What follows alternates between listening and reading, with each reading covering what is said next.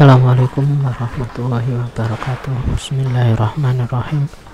Alhamdulillahirabbil alamin. Allahumma shalli ala sayyidina Muhammadin al-fatihil lima ughliq wal khatim nasiril haqqi bil haqqi ila siratikal mustaqim wa ala alihi haqqa qadri wa miqdaril azim. Rabbi shrah li sadri wa yassir li amri wahlul 'uqdatam min lisani yafqahu qawli. Amin ya rabbal alamin. Alhamdulillah, pada kesempatan kali ini kita masih diberi kekuatan nikmat oleh Allah sehingga kemudian kita bisa melanjutkan kajian perkuliahan filsafat dakwah, yang mana pada kesempatan kali ini kita akan mengkaji tentang dakwah kultural dan juga dakwah struktural ya. Yang pertama adalah paradigma dakwah kultural ya. Dakwah paradigma kultural itu merupakan turunan dari penafsiran Islam yang bercorak kultural dan dinamis dialogis. Jadi corak Islamnya itu lebih pada bercorak pada kultur, di mana ini sifatnya itu dinamis, dalam artian menyesuaikan kebudayaan ataupun kultur yang ada di masyarakat, dan sifatnya juga dialogis, di mana akan terjadi dialog antara agama itu sendiri dengan budaya ataupun kultur yang ada di masyarakat. Menurut pandangan Islam kultural, Islam sebagai agama universal ya, Islam itu agama universal ya, terbuka untuk ditafsirkan sesuai dengan konteks budaya lokal tanpa takut kehilangan orisinalitasnya. Jadi Islam itu adalah agama yang universal ya. Universal di sini ya memang terbuka untuk ditafsirkan sesuai dengan budaya lokal yang ada, kemudian tanpa kemudian kehilangan orisinalitasnya ataupun substansi dari agama itu sendiri atau Islam itu sendiri.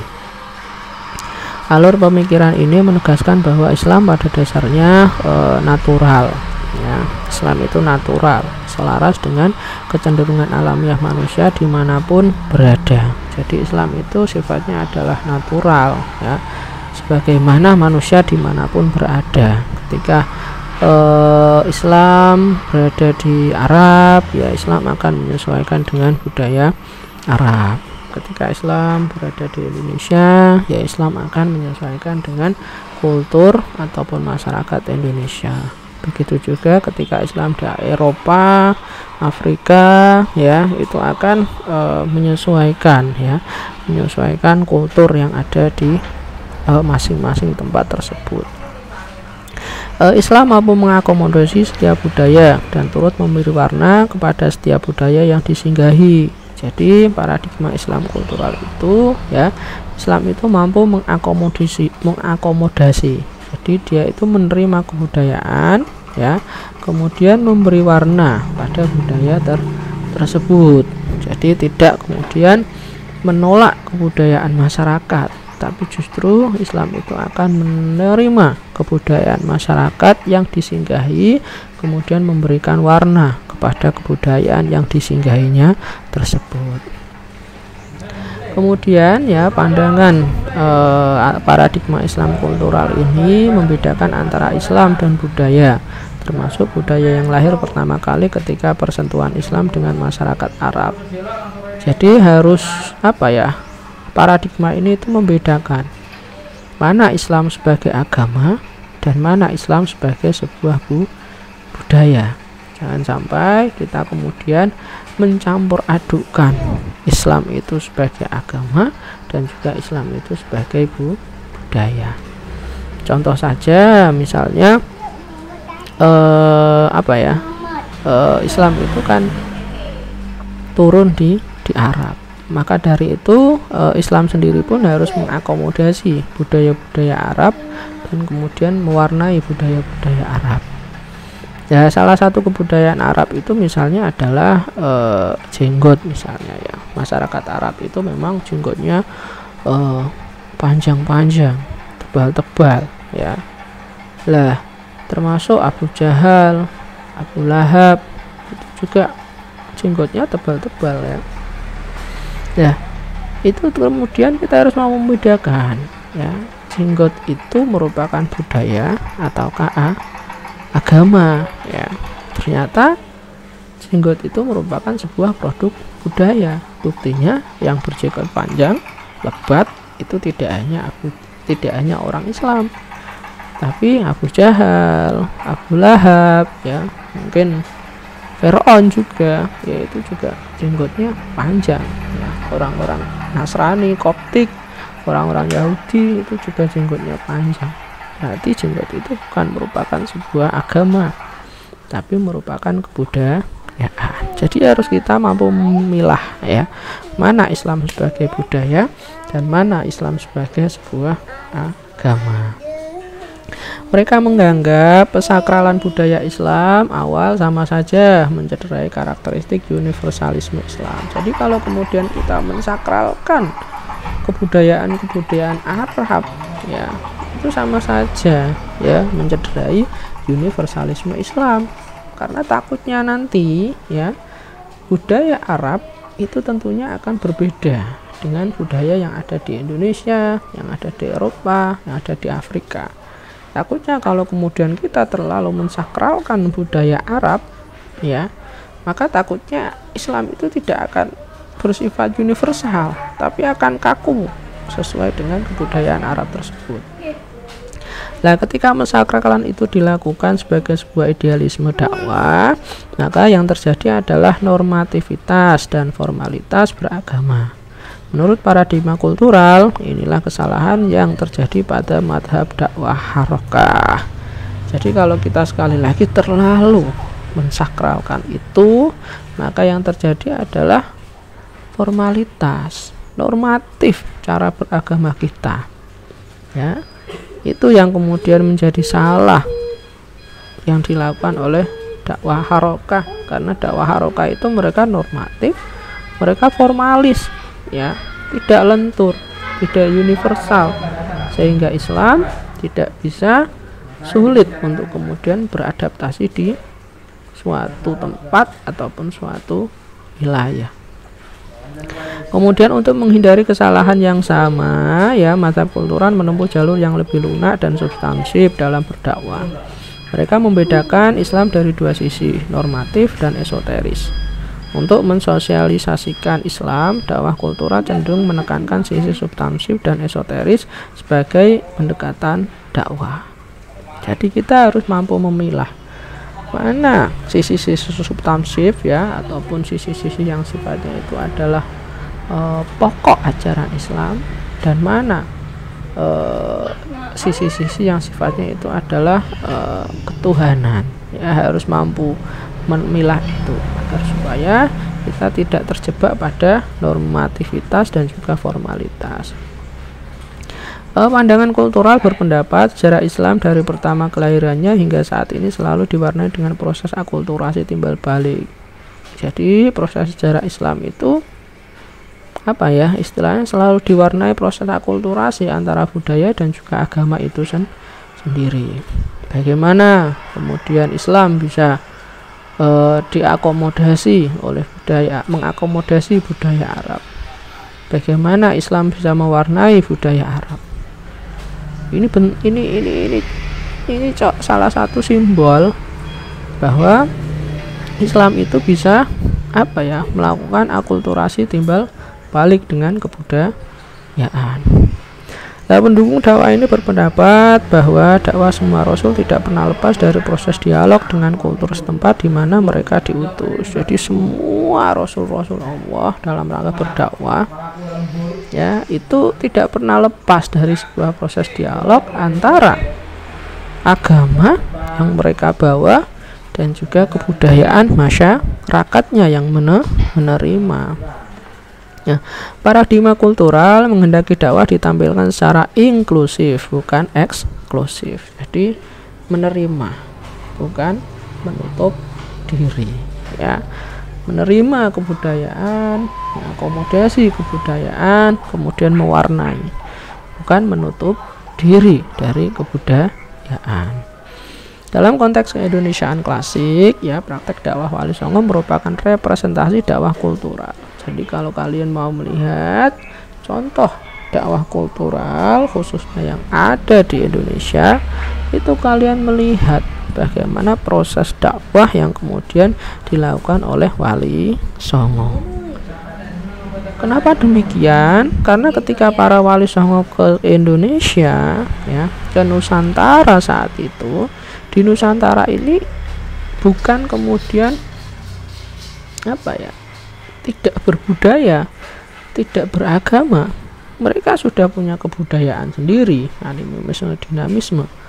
Bahkan ada juga mereka sudah punya agama sendiri, agama Hindu, agama Buddha, ya.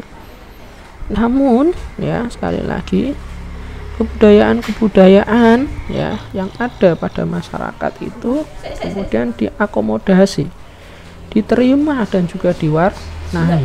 Contoh misal tahlilan, ya, atau 7 harian, 40 harian, 100 harian, ya, untuk orang yang sudah meninggal. Itu adalah budaya Jawa, ya, budaya Nusantara. Ya, itu kemudian tidak dibumi hanguskan, ya, oleh Islam, tapi kemudian diakomodasi, diterima, tapi kemudian diwarnai dengan budaya-budaya Islam, diinternalisasi nilai-nilai keislaman. Piye carane biar supaya kebudayaan Hindu Buddha yaitu 40 hari, 7 hari, 100 hari itu bisa lebih islami. Caranya dengan cara mantra-mantra, ya, dulu yang kemudian dibacakan oleh masyarakat Jawa dulu, ya, ketika melakukan itu diganti dengan bacaan-bacaan wirid dan tahlil. Ya, itu luar biasanya Wali Songo, ya. Sekatenan misalnya, ya, itu mereka setiap 10 suro, ya, mereka melakukan ritual. Bagaimana kemudian agar supaya ritual itu bisa mereka para Wali Songo menerima, ya, ritual itu, tapi bagaimana tidak seluruhnya diterima, tapi bagaimana kemudian agar supaya ritual 10 surah itu bisa bercorak islami. Akhirnya dibuatlah acara yang namanya sekatenan, ya, singkatan dari Syahadatain, ya. Luar biasa para wali. Kemudian, ya, memasuki era kontemporer, mereka yang masuk dalam jajaran mazhab kultural adalah Abdurrahman Wahid, ya, Gus Dur, ya, beliau selalu berdakwah dengan cara kultural, Nurholis Majid, Amin Abdullah, dan juga Abdul Munir Mulkan. Keuntungannya, ya, kehadiran dakwah Islam tidak dianggap sebagai ancaman bagi eksistensi budaya. Jadi masyarakat ketika kemudian didatangi Islam nggak takut, karena Islam sekali lagi tidak membumi hanguskan kebudayaan masyarakat, tapi justru mengakomodasi dan juga mewarnai, ya. Dengan menerima dakwah Islam tidak berarti suatu kaum terputus dari masa lampaunya. Jadi ketika kemudian mereka menerima Islam, tidak kemudian mereka akan tercerabut dari kebudayaannya, tidak kemudian mereka akan istilahnya kehilangan masa lalunya ataupun jati dirinya sebagai sebuah masyarakat yang berbudaya. Universalisme Islam tidak hanya dianggap sebagai wacana, karena kehadiran Islam tidak dirasakan sebagai sesuatu yang asing, namun bagian yang integral dari budaya. Jadi Islam yang universal, Islam yang terbuka, ya, itu tidak dirasakan sebagai sesuatu yang asing, namun Islam itu bisa menjadi bagian dari budaya lokal tersebut. Nah, penegasan watak universalisme Islam melalui kehadirannya yang indigenis di tengah budaya baru. Jadi watak Islam yang universal, yang bisa yang bisa diterima untuk semua, ya, Islam yang untuk semua, rahmatan lil alamin, ya, itu kemudian bisa bersifat indigenis ataupun menghormati kebudayaan di tengah kebudayaan yang baru. Ya, selain dakwah kultural, biasanya ada dakwah struktural. Kalau dakwah kultural, dakwah berbasis kebudayaan ataupun berbasis masyarakat. Kalau dakwah kultural ini adalah dakwah yang memanfaatkan kekuasaan, birokrasi, dan politik sebagai alat untuk memperjuangkan Islam, ya. Sesuatu dapat dikategorisasikan sebagai dakwah struktural jika bentuk berdakwah secara serius dan intensif mengupayakan Islam menjadi bentuk tanpa mengaruhi dasar negara.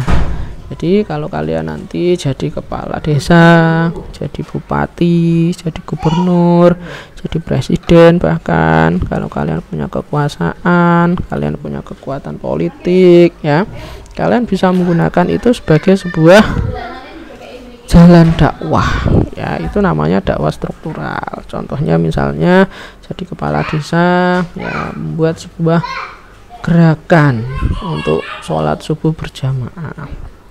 Kalau di Demak, ya, itu Pak Nasir dulu pernah, ya, ada sebuah gerakan maghrib matikan TV, ayo mengaji, ya, itu namanya dakwah struktural, ya. Atau di daerah mana ada juga, ya, setiap sholat berjamaah sekian kali, nanti kemudian dapat reward dari pemerintah, ya, sehingga kemudian masyarakat bisa semangat untuk mengerjakan sholat. Dakwah struktural juga bisa dikatakan sebagai proses dakwah yang mengedepankan poros dan fungsi struktural di masyarakat. Jadi sekali lagi mengedepankan poros, ya, fungsi struktural di masyarakat. Dakwah struktural tidak berawal dari inspirasi agen dalam teknologi sosial, melainkan kuasa sistem yang diproduk untuk mengatur masyarakat. Jadi mereka memang bukan berawal dari sebuah sistem masyarakat, tapi memang dari sebuah sistem kekuasaan, ya, yang kemudian mengatur masyarakat. Jadi karena memang punya kekuasaan, punya kekuatan, ya, punya birokrasi, maka kemudian bisa mengatur masyarakat, ya, kemudian bisa istilahnya memasukkan nilai-nilai keislaman itu dalam kekuasaan dan juga kekuatan atau birokrasinya. Untuk itu kecenderungan dakwah ini seringkali mengambil bentuk dan masuk ke dalam kekuasaan, terlibat dalam proses eksklusif, yudikatif, dan legislatif, serta bentuk-bentuk struktur sosial kenegaraan lainnya. Jadi biasanya mereka masuk dalam eksekutif, yudikatif, dan juga legislatif, ya. Di Indonesia misalnya ada MUI, karena mayoritas umat di Indonesia adalah beragama Islam, maka ada MUI, ya. Terus kemudian kebijakan-kebijakannya misalnya Pancasila itu juga ada nilai-nilai keislamannya juga, ya. Jadi memang mencoba memasukkan nilai-nilai Islam, ya, melalui kekuatan politik ataupun kekuasaan atau struktural tadi. Ilhamuddin Nasution mengatakan bahwa dakwah dengan pendekatan struktural punya kelebihan, yaitu keberanian, sehingga perlu menjadi satu alternatif. Jadi karena punya kuasa, punya otoritas, ya, maka dakwah ini bisa menjadi sebuah alternatif karena berani tadi, ya, punya kuasa, punya otoritas. Hal ini merujuk pada sejarah, salah satunya paham Mu'tazilah yang walau ditentang tapi pernah begitu kuat pada masa Bani Abbas saat berkuasa.